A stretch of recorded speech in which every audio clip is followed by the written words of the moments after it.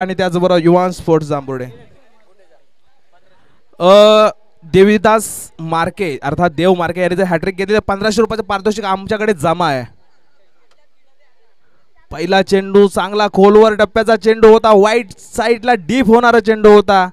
तेज तर्रार सुईच्या टोकावर जशी धार असते तसा धारदार चेंडू इकडे बबलू यांच्या माध्यमातून हाताळला गेला होता. देव मार्के 1500 रुपयाचं पारितोषिक इकडे जमा झाले विकेट हॅट्रिक साठी. विकेट हॅट्रिक घेतली तर 1500 रुपयाचं पारितोषिक घेऊन जायचे. 500च्या 3 नोटा. चांगला चेंडू आता थोडीशी उचली देणारा चेंडू इकडे झेल घेण्याची संधी होतीये परंतु झेल इकडे सोडला जातोय कर्णधार सचिन विराडे यांच्या माध्यमातून. ही चुकी येत्या काळामध्ये त्यांना महाग पडते की काय हे पाहणं गरजेचं ठरणार आहे.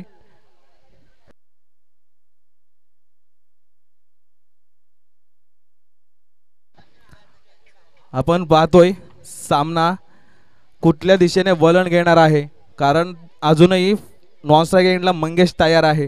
येणाऱ्या काही षटकामध्ये त्याची सुद्धा आतिषबाजी पाहायला मिळत आहे. पुन्हा एकदा शॉर्ट चेंडू उडवलेला आहे. क्षेत्ररक्षक करतायत पाठलाग. चेंडू थोडासा बाउन्स होतोय त्यानंतर जाऊन पोहोचतोय थेट रस्त्यावर रोडवर आणि हा चौकार येतोय. चौकाराच्या मदतीने धावसंख्या जाऊन पोहोचते ती 4 वर. या चौकाराच्या मदतीने धावाचा श्री गणेशा झालेला आहे आणि इकडे आमचे स्कोर जी दिघे यांच्या माध्यमातून आम्हाला कळवण्यात येते की निश्चितच 4 धावा जोडल्या जातात. उत्तम प्रकारचं स्कोरर म्हणून त्यांनी भूमिका बजावली गेलेली आहे काल आणि आजच्या दिवसामध्ये.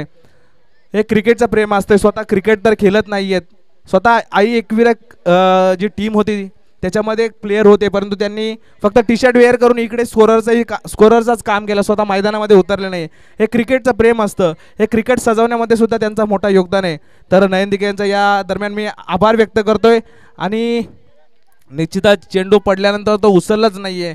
थोडासा खेळपट्टीचा हा प्रॉब्लेम असू शकतोय परंतु आमच्याकडून हा चेंडू निर्धाव असा घोषित केला जातोय आणि निश्चितच धावा 4 वर थांबलेला हा सामना आणि त्यानंतर येणाऱ्या चेंडूमध्ये पुन्हा एकदा त्याला थोडासा वेग देण्यात येईल धावांचा की इकडे गोलंदाज काहीतरी कामगिरी करेल.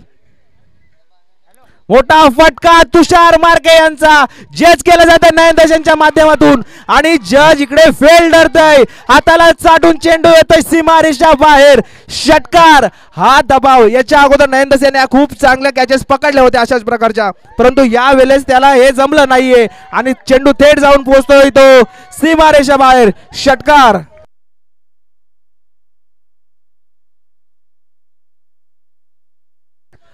प्रवीण दास यांनी जर कॅच पकडली तर धीरज मार्के अनिकेत दास आणि त्याचबरोबर कुमार दास याचकडून 300 रुपयाचं पारितोषिक असणार आहे.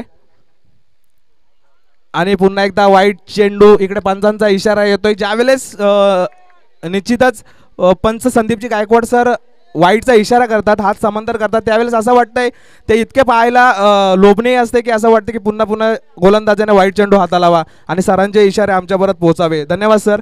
वाईटच्या मदतीने धावसंख्या 11 वर जाऊन पोहोचते. आणखी एक ग्राउंड शॉट केला जातोय. पाठीमागे क्षेत्ररक्षक येतोय कल्पेश भोईर चांगलं क्षेत्ररक्षण करतंय.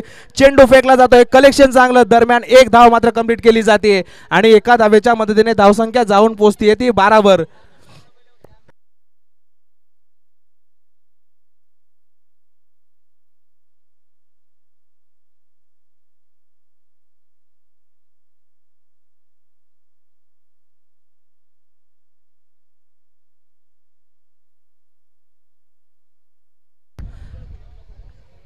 निश्चितच पहिला गोलंदाज होता इकडे देव मार्के जो स्वतः संघ मालक आहे. गोलंदाजी मार्कवर आला. चांगल्या प्रकारचे चेंडू त्याने हाताळले. एक झेल घेण्याची संधी इकडे नयन दसला होती. थोडासा व्यत्यय आला. त्याने जज चांगलं केलं होतं परंतु चेंडूची जे उंची आहे ती त्याला जज करता आलं नाही. चेंडू त्याला तो एक्झिक्यूट करता नाही आणि निश्चितच हाताला चाटून चेंडू सीमारेषा बाहेर गेला. त्या 6च्या मदतीने धावा वाढत गेल्या आणि धावा 12 वर जाऊन पोहोचल्या. गोलंदाजाचा विचार करायचा झाला देव मार्के तर त्याच्या गोलंदाजीची तुलना करता हे धावा ज्या 12 धावा आहेत त्या मुबलक आहेत युवा स्पोर्ट्स संघासाठी आणि येणाऱ्या आणखी 3 षटकांमध्ये किती धावा होतील हे पाहणं सुद्धा गरजेचं असणार आहे. आता गोलंदाजी मार्कवर येतंय कोण तर निश्चितच संघाचा कर्णधार सचिन बिराडे.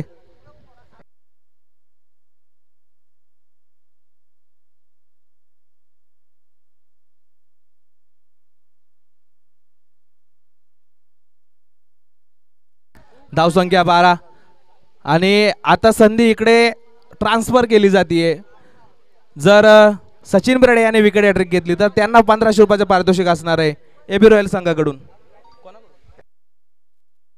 आकाश बिराडे यांच्याकडनं.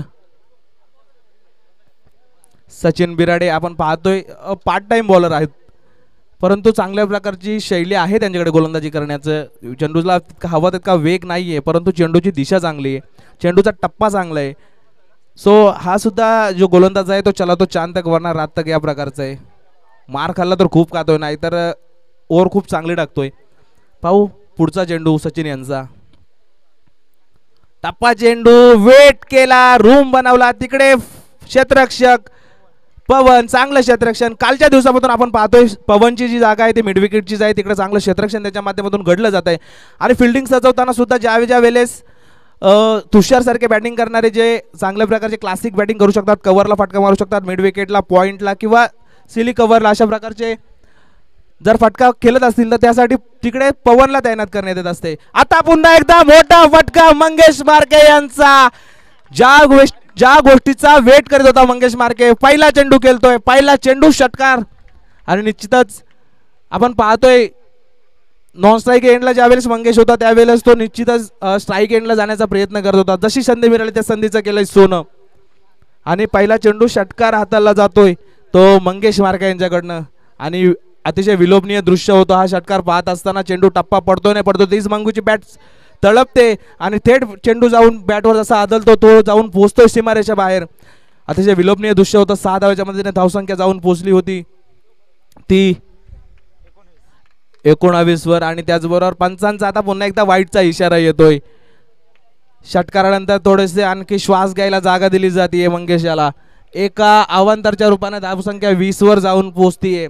पहिल्या षटकामध्ये फक्त 12 धावा आल्या होत्या, त्यानंतरचा चांगली गोलंदाजी झाली होती, चांगलं क्षेत्ररक्षणही झालं होतं. नंतरचा एक चेंडू मात्र मंगेशला जसा रडारमध्ये भेटला तसा तो पाठवून दिला सीमारेषा बाहेर. आणि आता मंगूला गारद केलं जातंय, इकडे वचपा काढला जातोय. जो षटकाराचा फटका होता त्यानंतरचा मात्र कमबॅक केलं जातंय सचिन बिराडे यांच्या माध्यमातून. आता मैदानामध्ये उतरतंय कोण तर जांभुडे गावचा पवन केने. हरेश मार्के यांच्या माध्यमातून कालच्या दिवसामध्ये चांगल्या प्रकारची फलंदाजी झाली होती आणि मॅन ऑफ द मॅचचा किताब त्याने मिळवला होता. तो हरेश मार्के मैदानामध्ये जातोय.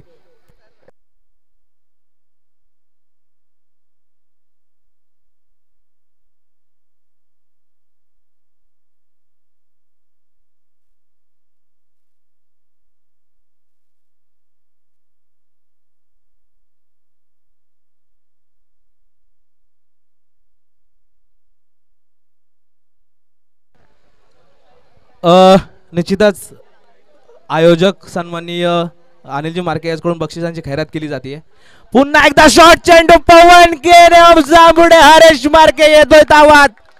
चेंडूला धाडतोय सीमारेषा बाहेर षटकारासाठी आणि षटकाराच्या मदतीने धावसंख्या जाऊन पोहोचते ती 26 वर.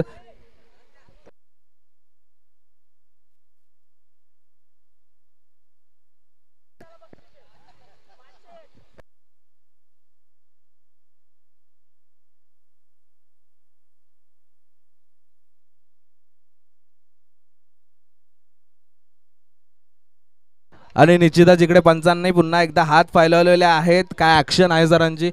निश्चितच वाईट चेंडू धावसंख्या जाऊन पोहोचते ती 27 वर. जर हरेश मार्के याने जर आणखी 2 षटकार मारले तर पियुष बिरड आणि त्याचबरोबर युवराज मार्के यांच्याकडून त्यांना 70-70 ची कॅप असणार आहे.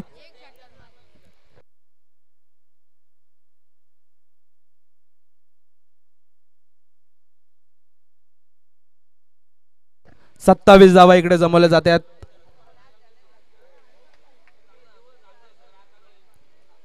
पुन्हा एकदा चांगला फटका केला गेला. क्षेत्ररक्षण निश्चितच घडेल जिकडे बबलू आहे ज्याच्याकडून कॅच सुटली जात नाहीये कधी. चांगला फटका होता, रूम क्रिएट केला गेला होता, बॅकफुटला आला होता आणि जागा निर्माण करून तेच तर्रार शॉट मारला होता. परंतु चांगलं क्षेत्ररक्षण त्याच्या खेळण्याच्या शैलीनुसार तिकडे क्षेत्ररक्षणही सजवलं जात आहे.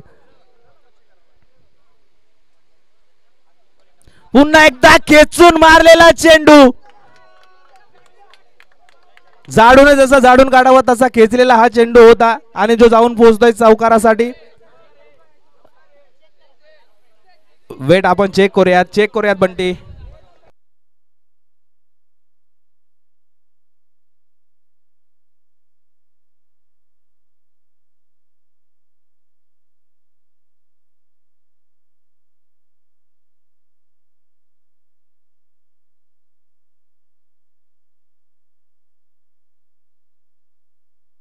It's a 4.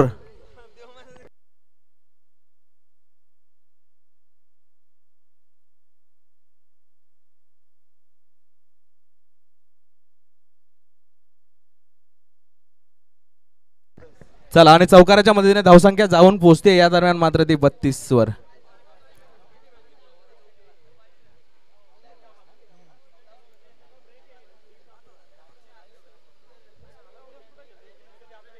निश्चितच ज्या प्रकारे आपण पाहतोय तुषार मार्के यांच्या बॅटिंगचं जर वर्णन करायचं झालं तर त्यांच्या बॅटचा वेट सुद्धा चांगला आहे आणि त्यांचा बॉल कनेक्ट करण्याचा टायमिंग खूप चांगला आहे. ज्यावेळेस बॉल डीप होतोय किंवा बॉल जेव्हा पिचवर पडतोय त्यावेळेस त्याची बॅट फिरलेली आपल्याला पाहायला मिळते, पण बॉलचं ज्यावेळेस स्पीड त्याच्या साधतोय त्यावेळेस तो बॅटला योग्य रीतीने कनेक्ट करून तो मैदानाबाहेर धाडण्याची क्षमता या फलंदाजाकडे आहे.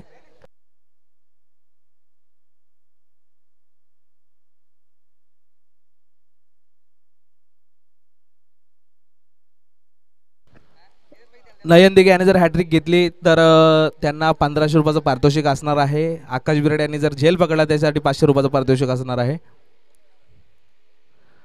पुन्हा एकदा खेचून मारण्याचा प्रयत्न होता. गोलंदाजाने चेंडू थोडासा वेग काढून घेतला होता चेंडूवरचा.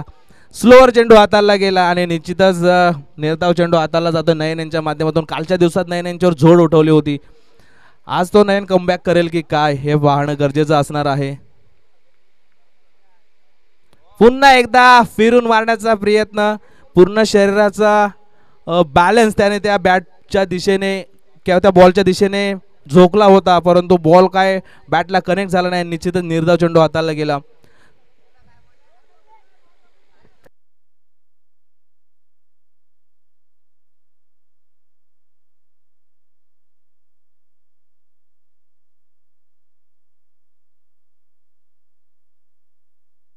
आणि जसा चेंडू दिसला तसा तुटून पडला. षटकार टोकतोय हरेश मार्के आणि पियुष बिराडे आणि त्याचबरोबर युवराज मार्के याचकडून त्यांना 70 ची कॅप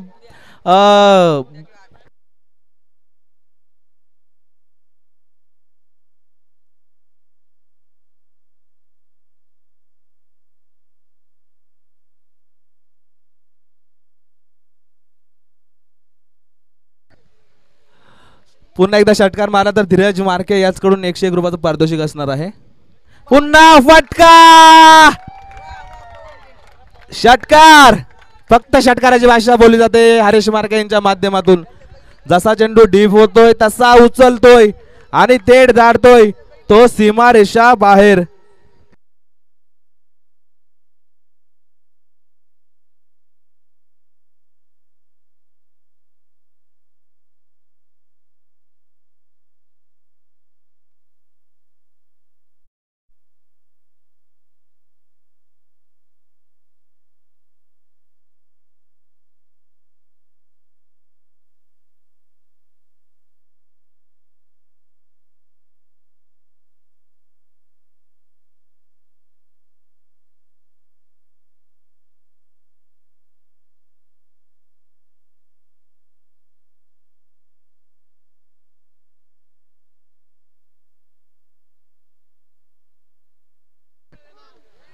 हा धन्यवाद.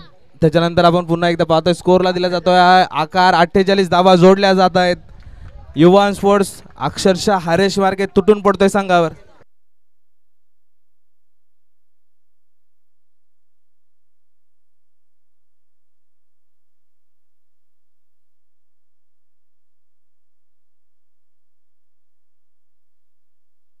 पुन्हा एकदा फुल चेंडू दिला होता, बॅटला कनेक्ट झालाय. तिकडे क्षेत्ररक्षक रुपेश बिराडे थ्रो. निश्चितच मला नाही वाटत जांभुड्या गावामध्ये रुपेश बिराडे याच्यापेक्षा चांगला थ्रो कोणी करू शकत असेल. चांगला थ्रो येतो, कलेक्ट केला जातो आणि थेट एसटी रक्षक सचिन बिराडे यांच्या हातामध्ये सोपवला जातोय. दरम्यान फक्त एक आणि एक धाव कंप्लीट केली जाते. 49 धावा जोडल्या जात आहेत. आणि अजूनही षटक बाकी आहे आणि षटक हाताळण्यासाठी कोण येतोय संघ एबी रॉयल्स कडून पाहणं गरजेचं असणार आहे.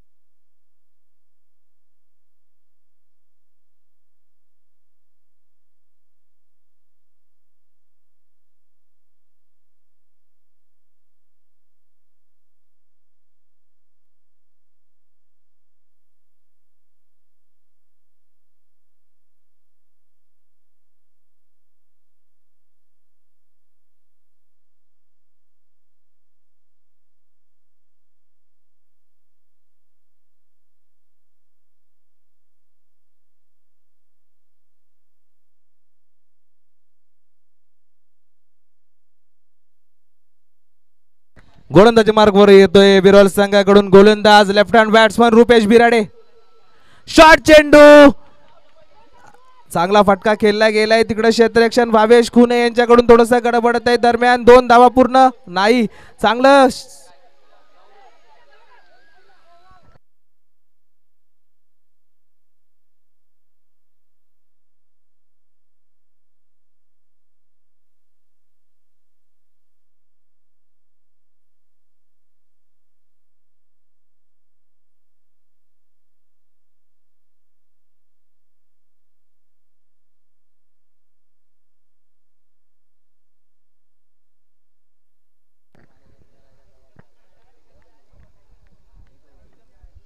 Score board.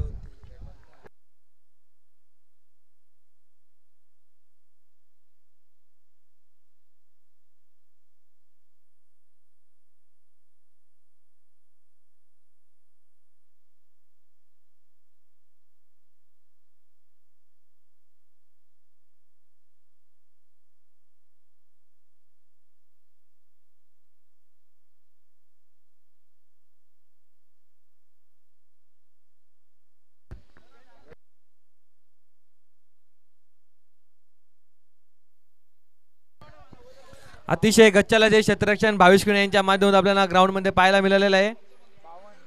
तर सुंदर अशी गोलंदाजी करतोय तो रुपेश. आतापर्यंत युवान स्पोर्ट्स या संघाची धावसंख्या झालेली ती 1 बाद 56.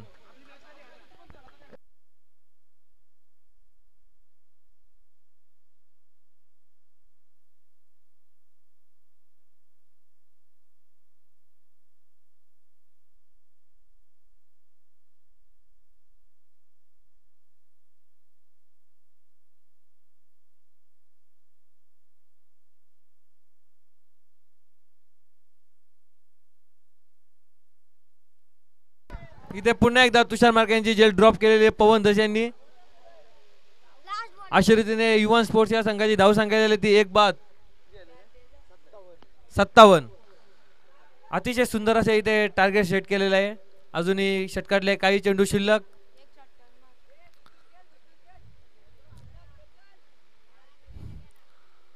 सुंदर असा फटका मारलेला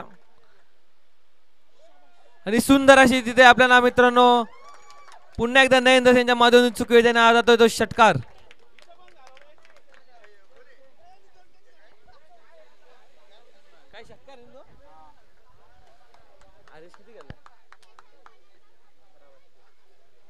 अकरा चेंडू मध्ये 32 धावांची वादली गेली. हरेश मार्के यांनी स्वीकारलेले अतिशय सुंदर प्रकारची फटकेबाजी मित्रांनो मैदानाच्या आतमध्ये झालेले.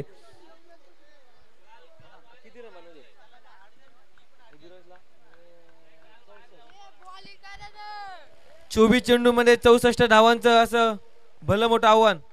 आणि तसेच खेळाडू कक्ष खाली करायचे खेळाडूंना बसण्यासाठी. चल लवकर उठायचे तिथनं.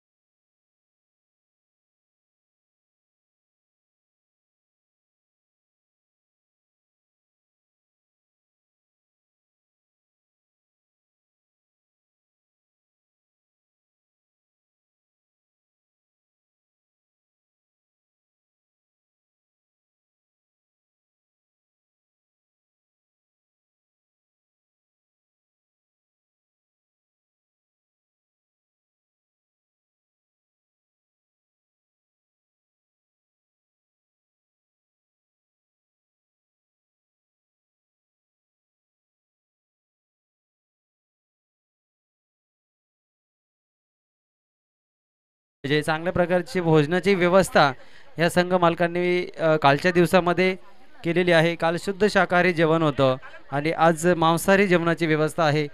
पुन्हा एकदा मंडळाच्या वतीने त्यांचा आभार व्यक्त करतो. जाऊया सामन्याकडे. पहिल्या इनिंगमध्ये चांगली फटकेबाजी पाहायला मिळाली इव्हॉन स्पोर्टच्या माध्यमातून, मंगेश, हरेश आणि तुषारच्या माध्यमातून, आणि मोठी धावसंख्या उभारली गेली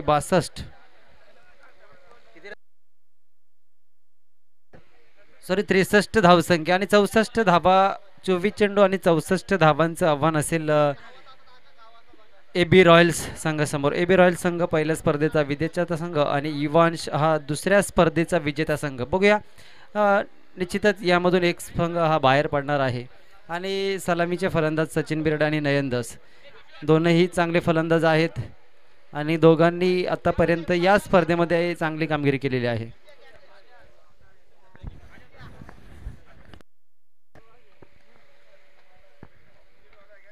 चोवीस चेंडू आणि 64 धावा.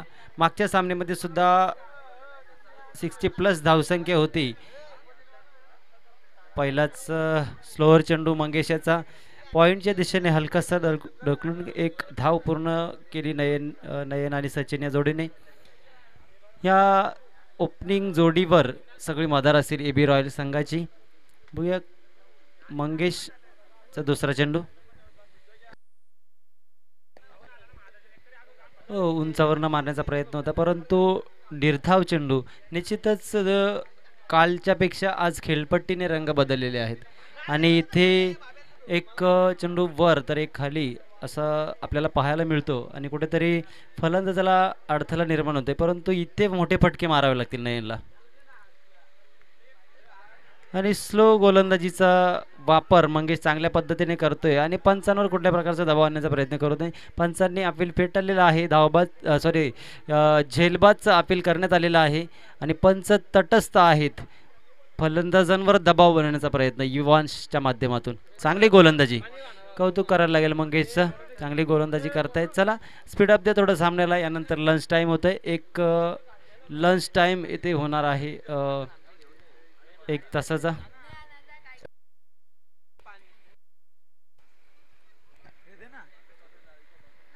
चला 4 षटकानंतर इथे भोजनाची व्यवस्था आहे.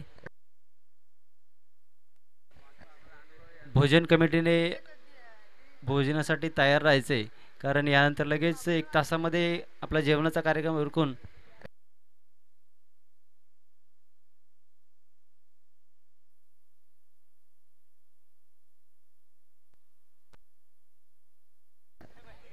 चला जरा फास्ट घ्यायचे. इव्हन्स आपण पहिलं षटक खूप उशीर घेतलेला आहे. हो, आणि मंगेशच्या या गोलंदाजीवर आता हल्ला चढवला गेलाय नयनच्या माध्यमातून आणि या षटकाराच्या स्वरूपात धावसंख्या जाऊन पोहोचली ती 7 वर. आणि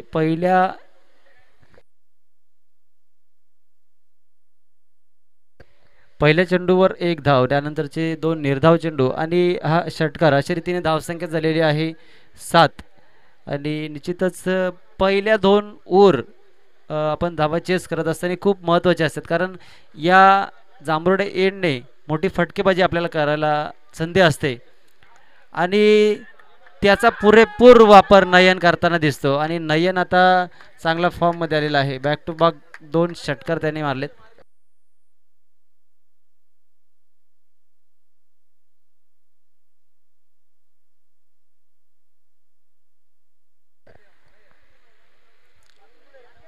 निश्चितच आपण बघितलं गेलं तर पहिली 2 षटकं या जांभुर्डे एंडने टाकली जातात, ती महत्त्वाची असतात, कारण इथे बाउंड्री मला वाटतं 60 मीटरच्या आत असेल, त्यामुळे इथे तुम्हाला मोठ्या फटक्यांची गरज आहे. चला मला वाटतं 1 चेंडू शिल्लक असेल मंगेशचा आणि त्यावर सुद्धा आक्रमण करेल नयन. आणि पुन्हा एकदा शॉर्ट पिच चेंडू आणि झेल नाहीये. लगोपाठचे 3 षटकार मंगेश्वर आणि धावसंख्या झाली ती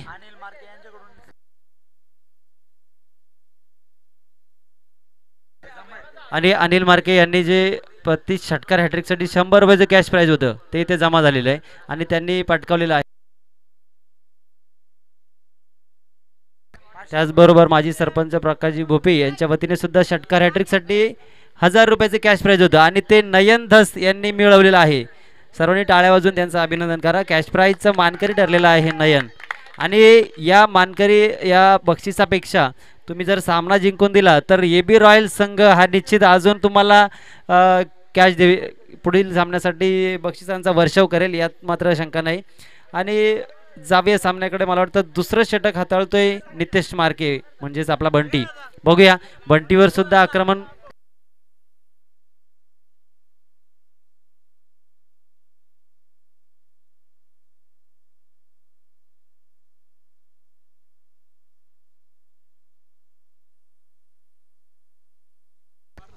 हॅलो, जो कोणी फलंदाज मॅच फिनिश करेल त्याच्यासाठी 3,500चे cash prize A B royal संघ मालक आकाश बिराडे यांच्या वतीने लावण्यात आलेला आहे.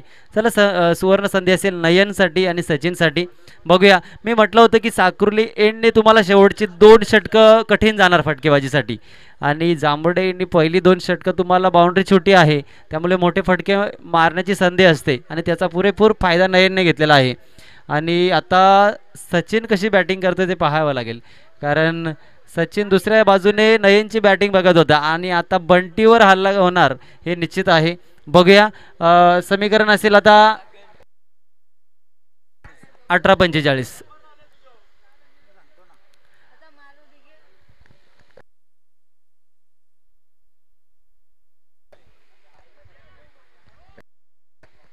त्याचबरोबर क्षेत्ररक्षण करणाऱ्या संघासाठी सूचना असेल, आपण झेलबादचा अपील लेग अंपायरकडे करू नका.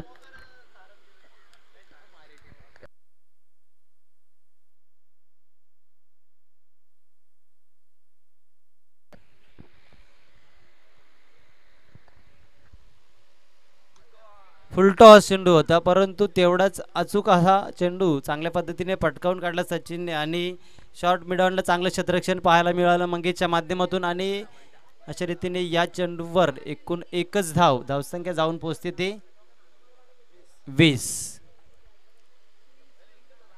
निश्चितच हा सामना आपल्याला चांगल्या पद्धतीने पाहायला मिळेल. अतिशय रोमांचक सामना हा इथे होताना दिसतोय. दोन्ही बाजूने फटकेबाजी पाहायला मिळते या सामन्यामध्ये.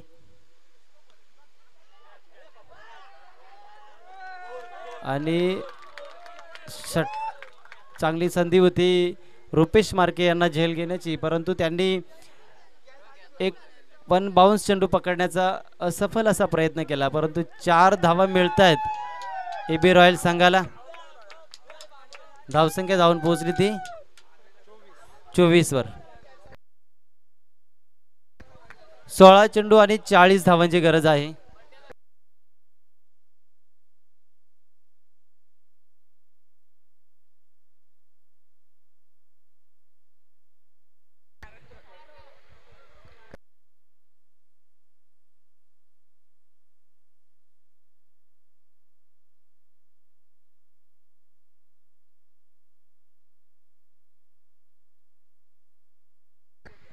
पुन्हा स्लोअर गोलंदाजी आणि चांगला चेंडू हाताळला बंटीने आणि निर्धाव चेंडू होता. मोठा फटका खेळता आला नाही नयनला, परंतु एक चोरटी धाव येथे घेण्यात यशस्वी झालेत आणि धावसंख्या जाऊन पोहोचली ती 25 वर. मला वाटतं या ए गटातून प्रावी वॉरियर्स हा संघ 3 सामने जिंकून पुढे गेलेला आहे आणि त्यांची लढत मला वाटतं दोस्ती 11 संघासोबत असणार आहे. सेमीफायनलची लढत असेल आणि यातील विजयी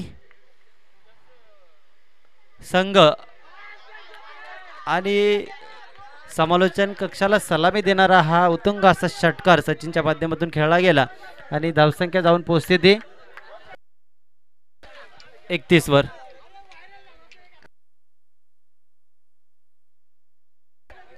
चौदा चेंडू आणि 33 धावा. डगआउट मध्ये थोडी शांतता ठेवा.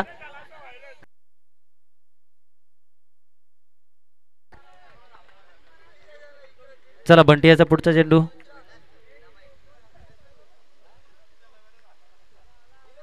पुन्हा फुलटॉस चेंडू आणि परिणाम सारखाच आणि पुन्हा एकदा आईवा कॅच घेण्याची संधी दिनेश मार्के यांनी गमावलेली आहे. दिनेश मार्के यांनी मैदानाबाहेर थोडं गचाल क्षेत्ररक्षण केलं असं म्हणावं लागेल आणि लागोपाठचे 2 षटकारानंतर धावसंख्या झालेली आहे ती 37. 13 चेंडू आणि 27 धावा.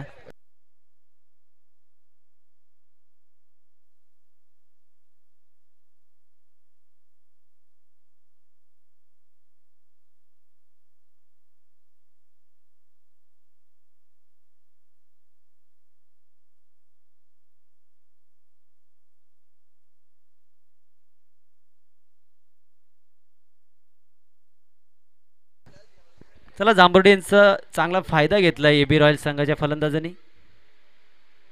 पुन्हा स्लोअर गोलंदाजी आणि चांगलासा फटका सचिनच्या माध्यमातून आणि चांगलं क्षेत्ररक्षण पाहायला मिळालं तिथे छगनकडून आणि लॉंगॉनला चांगलं क्षेत्ररक्षण केलं आणि मला वाटतं 2 षटकाच्या समाप्तीअंती धाव संख्या झालेली आहे 38. 12 चेंडू आणि 26 धावांची गरज आहे ए बी रॉयल संघाला आणि युवांश 11 संघाला तर चांगली गोलंदाजी करावी लागेल कारण सामना आता रोमांचक अवस्थेत आलेला आहे आणि 60+ धावसंख्या चेस करत असताना चांगली फलंदाजी केलेली आहे. 2 षटकामध्ये तब्बल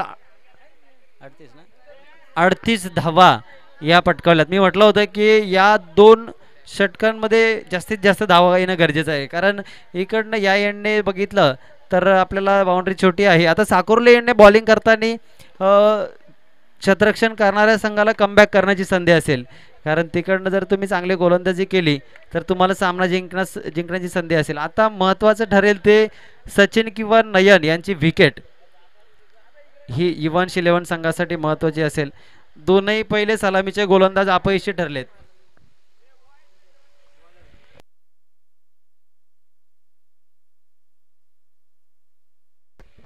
हरीश केने याला कालच्या दिवसापासून आपण बघितलं की पवन केने म्हटलं गेलं जांभुर्डे गावचा आणि त्याने त्याची बॅटिंग स्टाईल तर दाखवली. आता बॉलिंग दाखवावी लागेल परंतु इथे सचिन नावाला क्रिकेटचा मोठा इतिहास आहे आणि आपला सचिन मग आता इथे त्यामध्ये मागे नाही.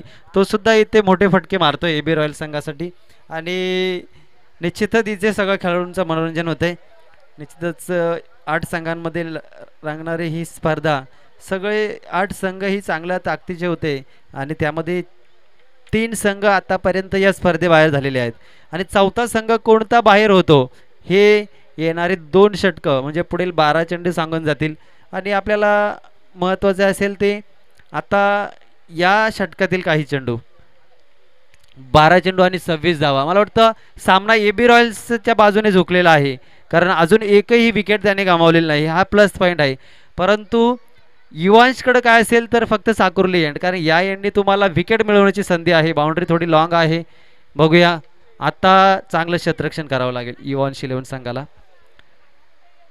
जिंकले तर पुढे हरले तर बाहेर बसावं लागेल. बघूया चला भोजन कमिटीकडून सूचना आलेली आहे की आमचं जेवण सुद्धा तयार आहे. आपले छोटे समर्थक इथे येऊन सांगतात की इथे भोजन तयार झालेलं आहे आणि भोजनाकडे कोणाचं लक्ष नाही तर सामन्याकडे सगळ्यांचं लक्ष आहे आणि इथे धावबाद झालेले सचिन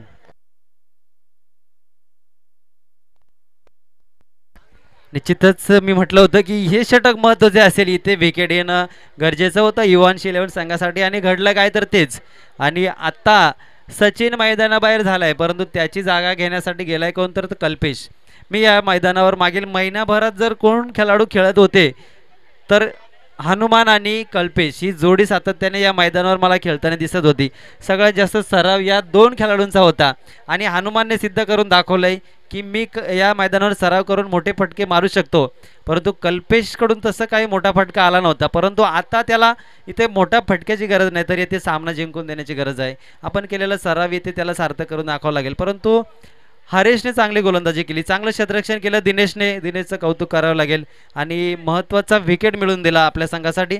बघूया या युवांश 11 संघामध्ये एक असा खेळाडू आहे की तो ज्या टीममध्ये जातो त्याची टीम फायनलमध्ये सेमीफायनलमध्ये हमखास पोहोचते. त्याचं नाव आहे छगन बिराडे. सातत्याने रफ्तार म्हटलं जातं त्याला आणि तेज तर्रा रफ्तार म्हणतात परंतु तो क्षेत्ररक्षणामध्ये रफ्तार आहे. गोलंदाजी फलंदाजी नाही परंतु क्षेत्ररक्षणामध्ये आहे. चांगला चेंडू हाताळला. फुलटॉस चेंडू होता. कल्पेशला काही तो नीट समजला नाही. चला आता जबाबदारी असेल नयनवर. नयनने मोठे फटके मारलेत. आता इथे ताकद लावावी लागेल कारण या एंडने रिव्ह्यू आहे. पंच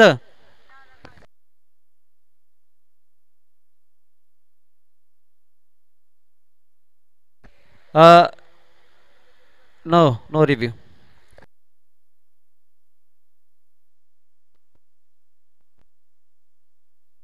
भावेश मागे ये जरा. पंच हा फेअर डिलिव्हरी आहे.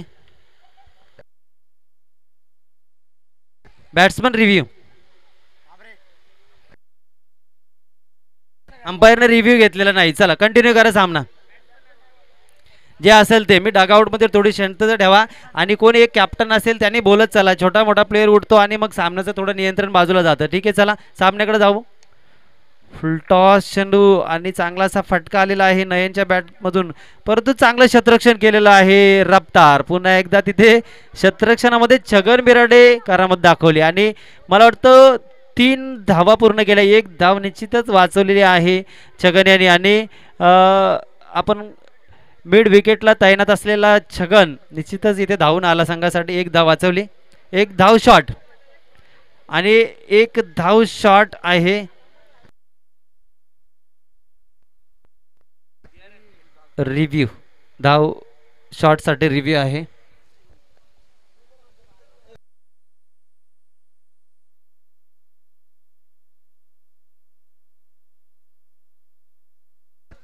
आणि संघांसाठी आणि अंपायरसाठी एक सूचना असेल की रिव्ह्यू आपण 10 सेकंदाच्या आत घेत चला. कारण ज्यावेळी रिव्ह्यू घेतो ना, लेट रिव्ह्यू जर घेतला तर इथे स्लो पोझिशनमध्ये चेक केला जातोय. हां गायकवाड सरांचा इथे रिव्ह्यूचा इशारा आहे आणि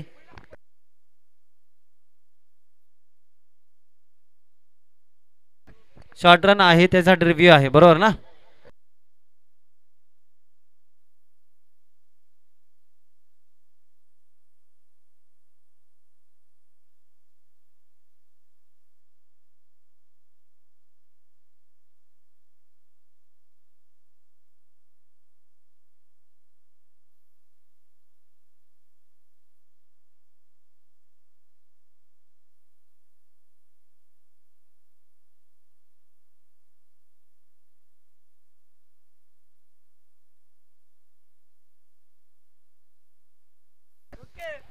रन ओके आहे. 3 धावा. Okay sir. बरोबर रेषाला टच आहे सर. आणि एक विनंती असेल की समर्थक कमिटीने तिथे चुना टाकून घ्या जरा.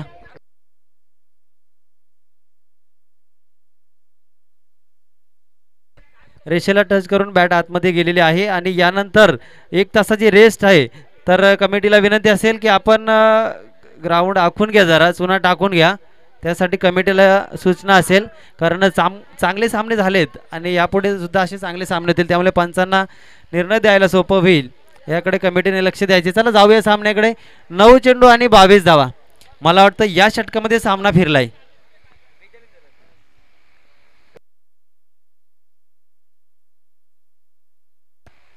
फुलटॉस चेंडू आणि झेल सुटलेला आहे. मंगेश कडून कॅप्टन कडून कॅच सुटलेला आहे.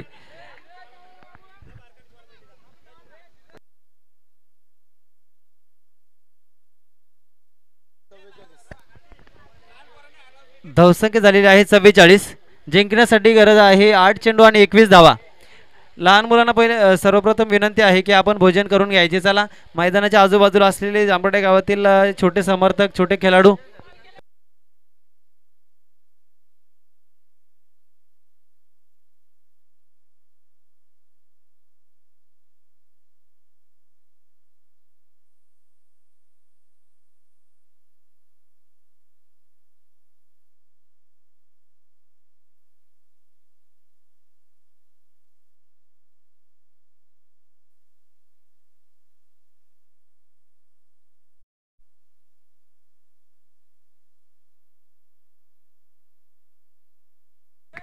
सात चेंडू आणि 16 धावा. चला 7 चेंडू आणि 16 धावांची गरज आहे. मला वाटतं एका चेंडू नंतर आपण पाणी घेऊन जा. धावसंख्या झालेली आहे. स्कोर सांगत 48. चला सलामीला आलेला फलंदाज नयन याच्यासाठी सुवर्ण संधी आहे. 3,500चा कॅश प्राइज आहे. सामना जिंकून दिला. हो चांगला चेंडू आणि यॉर्कर लाईन गोलंदाजी हरेशच्या माध्यमातून शेवटचा चेंडू चांगला हाताळला. आता सामना येऊन ठेपला शेवटच्या षटकामध्ये. 6 चेंडू आणि 16 धावा. चला आणि आपण पाहू शकतो की कमिटीने सुद्धा लगेचच चला जास्त वेळ घेऊ नका.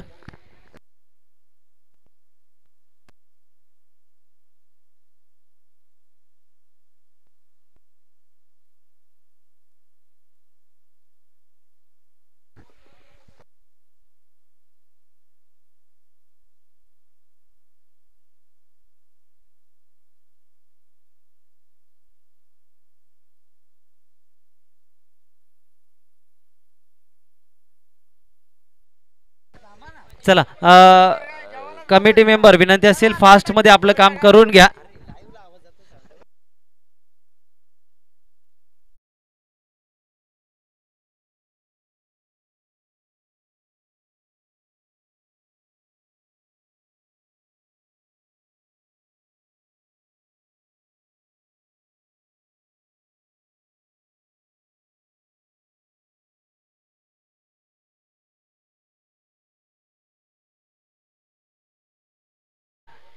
षटक हाताळण्यासाठी येतोय तुषार भोईर.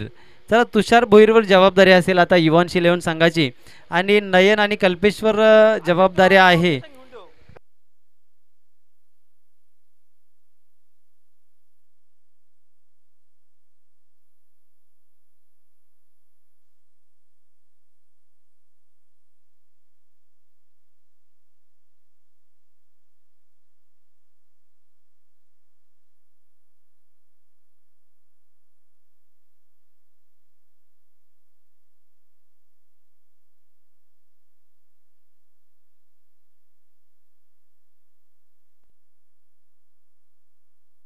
चला साकुर्लीने नवीन गोलंदाज तुषार स्ट्राईकला ते कल्पेश आणि नयन निश्चितच दोन्ही चांगले बॅटर फॉर्ममध्ये आहेत. एबी रॉयल्सचे दबाव असेल युवांश 11 संघाकडे.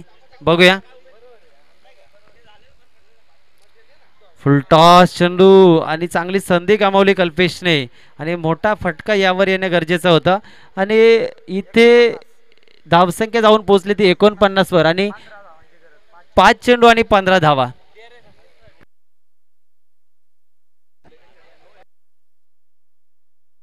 पंच रिव्ह्यू घेण्यात आलाय. थर्ड अंपायर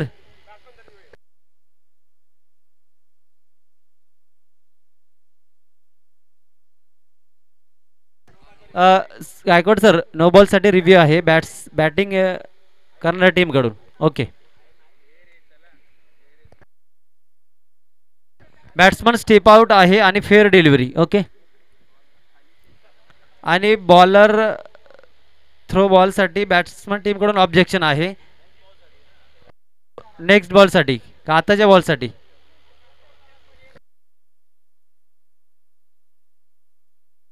पुढच्या बॉल साठी चालू बॉल साठी.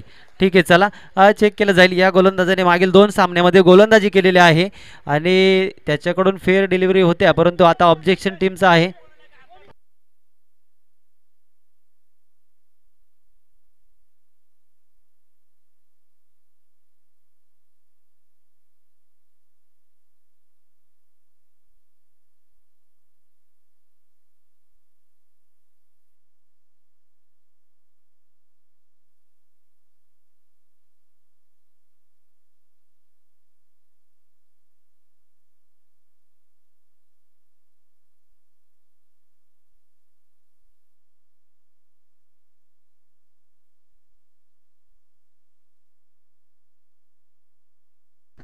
It's fair delivery. चला नेक्स्ट बॉल तुषारचा. बघूया चांगला चेंडू हाताला पहिला 5 चेंडू आणि 15 धावा. चला समीकरण आहे दोन्ही संघांसाठी संधी आहे.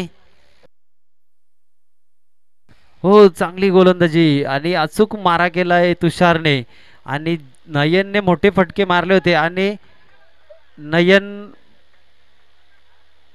बाद होणारा फलंदाज कोण. पंच कोण बाद झाला नेमका कळवा. नयन. चला साईड क्रॉस झाली नव्हती आणि मला वाटतं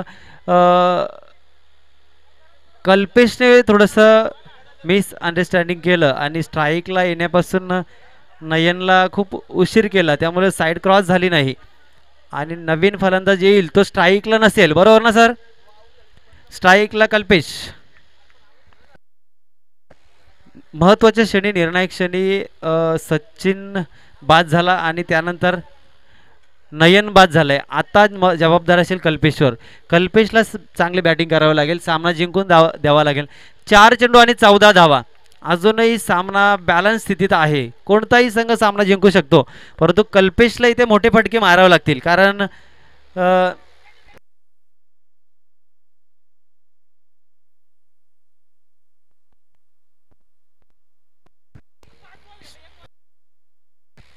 कल्पेशला मोठं फटके मारावं लागतील एबी रॉयल संघासाठी, परंतु तुषारचं कौतुक करावं लागेल. तुषार चांगली गोलंदाजी करतोय.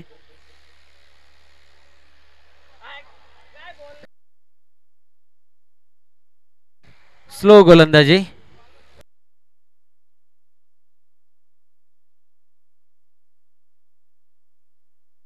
चला 3 चेंडू आणि 14 धावांची गरज आहे. अजूनही सामना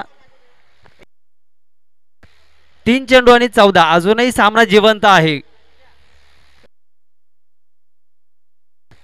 हो, चांगलासा मोठा फटका खेळण्याचा प्रयत्न होता, परंतु एकच धाव. आणि आता 3-13 समीकरण असतं. 3-14 2-13.